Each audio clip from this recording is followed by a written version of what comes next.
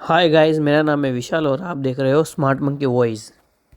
पहली न्यूज़ है India AI mission के बारे में। माइटी को 20,000 जीपीयू का एक ऑफ़र मिला है। जो जीपीयू आर्टिफिशियल इंटेलिजेंट मतलब कि एआई प्रोजेक्ट के लिए काफ़ी इम्पोर्टेंट होने वाला है। इस इंडिया की एआई डेवलपमेंट को काफ़ी तेज़ी से बूस्ट मिलेगा। इन जीपीयू से इंडिया की एआई रिसर्च और मशीन लर्निंग को और स्ट्रॉन्ग बनाया जाएगा, जो इंडिया को एआई टेक्नोलॉजी के ग्लोबल लीडर बनाने में मदद करेगा। ये मूव गवर्नमेंट के एआई इकोसिस्टम और डिजिटल इंफ्रास्ट्रक्चर को सपोर्ट करने की एफर्ट का हिस्सा है। इस जीपीयू से गवर्नमेंट की एआई को काफ़ी इम्प्रूवमेंट मिलेगा, डेटा प्रोसेसिंग थोड़ा फास्ट हो जाएगा। तो देखते हैं आगे आने वाली एआई टेक्नोलॉजी क्या निकल के आती है। अगली न्यूज़ है लेंसकार्ट के आईपीओ के बारे में। लेंसकार्ट जो पॉपुलर आईवेयर रिटेल ब्रांड है, उसने इनिशियल पब्लिक ऑफरिंग मतलब कि आईपीओ के लिए बैंकर के साथ बैठना शुरू कर दिया है।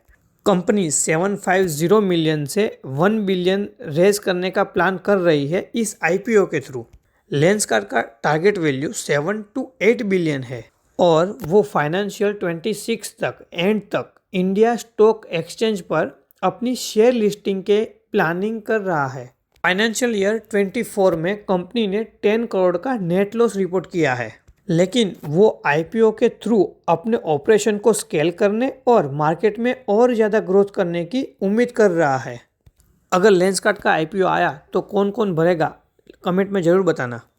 अगली न्यूज़ है प्रेक्टो के बारे में, जो डिजिटल हेल्थ केयर प्लेटफॉर्म है। प्रेक्टो ने फाइनेंशियल ईयर 24 में एक बड़ा माइलस्टोन अचीव किया।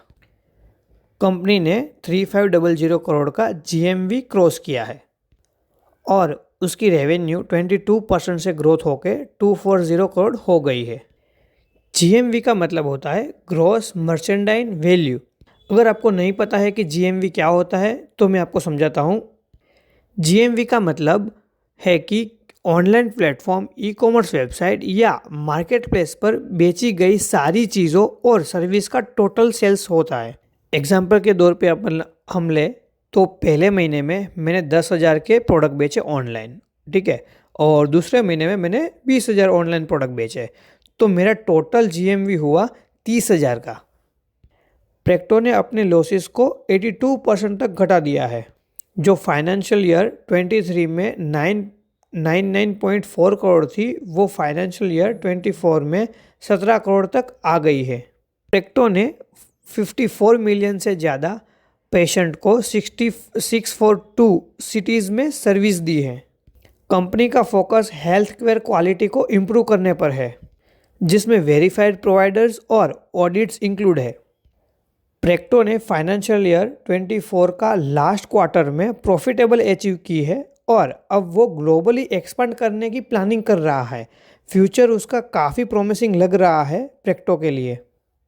अगली न्यूज़ है जीएसटी डिपार्टमेंट ने इंश्योरेंस देखो पर रेड किया है। 9 जनवरी 25 को जीएसटी डिपार्टमेंट ने इंश्योरेंस देखो की हेड ऑफिस जो गुरुग्राम में है उस पर रेड किया है।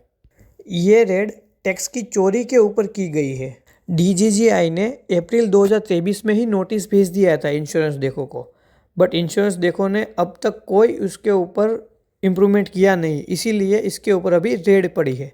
DGGI means directorate general of GST intelligence. अगली न्यूज़ है आइडिया फोर्ज के बारे में, जो ड्रोन बनाती है। आइडिया फोर्ज जो ड्रोन टेक्नोलॉजी का एक लीडिंग प्लेयर है इंडिया के अंदर, उसने आईएनआर के अंदर 49.3 लाख वर्थ की इक्विटी शेयर अलॉट किया है। ये स्टेप कंपनी को कैपिटल रेज करने में और हेल्प करेगा और ड्रोन मार्केट में अपनी पोजीशन को स्ट्रॉन्ग बनाएगा। आइडिया फोर्ज अपने प्रोडक्ट को एक्सपांड करने और न्यू टेक्नोलॉजी में इन्वेस्ट करने में अपनी फ्यूचर की ओर देखता है। ये कैपिटल रेज कंपनी को अपने ऑपरेशन को स्केल करने में और इंडस्ट्री में इनोवेट करने में मदद करेगा। अगली न्यूज़ है रियल मनी गेमिंग के बारे में।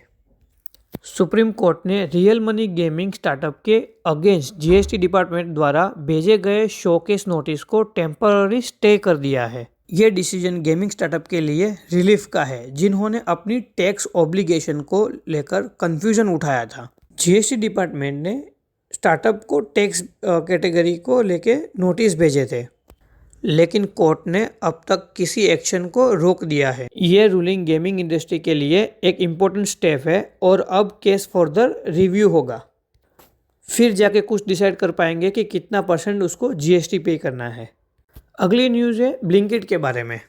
ब्लिंकिट ने अपनी 10 मिनट डिलीवरी सर्विस में अब लैपटॉप, मॉनिटर और प्रिंटर को भी ऐड किया है। ये शिफ्ट कंपनी को ग्रोसरी और डेली एसेंशियल के अलावा टेक और ऑफिस इक्विपमेंट मार्केट में भी एक्सपेंड करने का मौका ढूंढ रहे हैं। अब कस्टमर हाई डिमांड इलेक्ट्रॉनिक को सिर्फ 10 मिनट में भी ऑर्डर कर सकता है। ब्लिंकिट का ये स्टेप जो फास्ट डिलीवरी की इंडस्ट्री है, जो ग्रो हो रही है, उस मार्केट के अंदर वो एंटर हो रहा है और वो पर्सनल और प्रोफेशनल कस्टमर दोनों को टारगेट कर रहा है। मुझे लगता है कि ब्लिंकिट का एक कमिटमेंट क्लियर है, फास्ट डिलीवरी का एक वन स्टॉप सॉल्यूशन बनाने का। आजकल आप देख रहे हो कि ब्लिंकिट अलग अलग चीज़ों में हाथ पे मार रहा है। मुझे लगता है कि वो ग्रोथ करने की कोई ना कोई पाथ ढूंढ रहा है कि कहाँ से उसको ग्रो करे और प्रॉफिटेबल बनाए। आज आप स्टॉक मार्केट का हाल देख सकते हो, कौन रहा ऊपर और कौन रहा नीचे। तो इसी के साथ आज की न्यूज़ ख़त्म करते हैं। जय हिंद, वंदे मातरम। वीडियो अच्छी लगी हो तो लाइक कर देना, शेयर कर देना, सब्सक्राइब कर देना।